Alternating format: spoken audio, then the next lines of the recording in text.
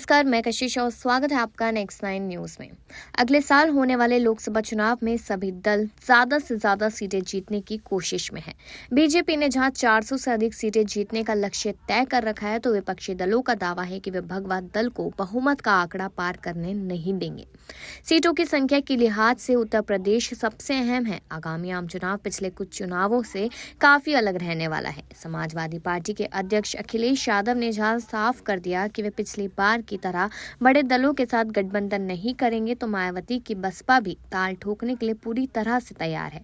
दलित और पिछड़ों की राजनीति करने वाले मायावती ने लोकसभा चुनाव में वापसी की रणनीति तैयार कर ली।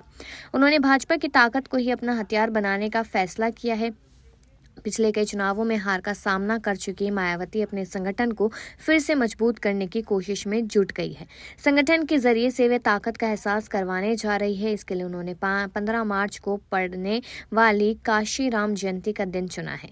बसपा सुप्रीमो मायावती पार्टी को बूथ स्तर तक मजबूत करने की रणनीति पर काम कर रही है। मालूम हो कि बूथ स्तर पर पार्टी की मजबूती के चलते ही भाजपा को साल 2014 के बाद लोग यहाँ पर लगभग सभी बड़े चुनावों में जीत मिली है। फिर चाहे वह 2014 और 19 का लोकसभा चुनाव हो या फिर 2017 और 22 के विधानसभा चुनाव, सभी चुनावों में भाजपा की बूथ लेवल तक की गई मेहनत और बूथ मैनेजमेंट के दम पर ही जीत दर्ज की। काशीराम जयंती को लेकर मायावती ने कई तैयारियां की हैं। बसपा ने अपने काडर को फिर से सक्रिय करने और लोगों को जागरूक करने के लिए काशीराम के संघर्षों और जीवन से जुड़ा गाना तैयार करवाया है। पार्टी की रणनीति इस गाने को 15 मार्च के दिन प्रदेश के तमाम गांवों में बजाने की है।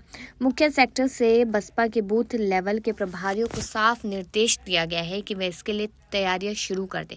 इस गीत में शोषित, गरीब, दलित आदि जैसे शब्दों का इस्तेमाल किया गया है, जिससे स्पष्ट है कि मायावती फिर से गरीबों, दलितों, शोषित वर्ग के समाज को बसपा से जोड़ने की कोशिश में जुट गई है। एक समय माना जाता था कि प्रदेश की बड़ी संख्या में दलित वोटर्स का मायावती को समर्थन हासिल है। चुनावों में एक तरफा वोट बसपा को जाते थे, लेकिन 2014 के बाद से साल दर साल भाजपा ने समीकरण को बदल दिया है। मुफ्त राशन समेत कई योजनाओं के जरिए मोदी सरकार ने उत्तर प्रदेश ही नहीं बल्कि देश भर में दलित वोटों में बड़ी सेंधमारी की है।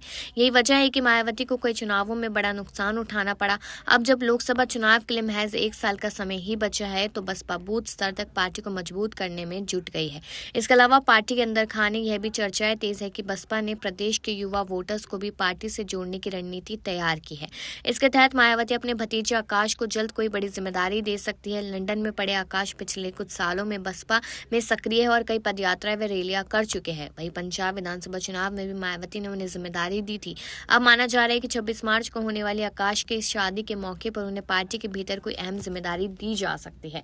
अब इस पर अपनी राय जरूर दीजिएगा। आपको क्या लगता है कि क्या मायावती इस बार कुछ बड़ा कमाल कर पाएगी? और बाकी ऐसी खबरों के लिए देखते रहिए नेक्स्ट 9 न्यूज।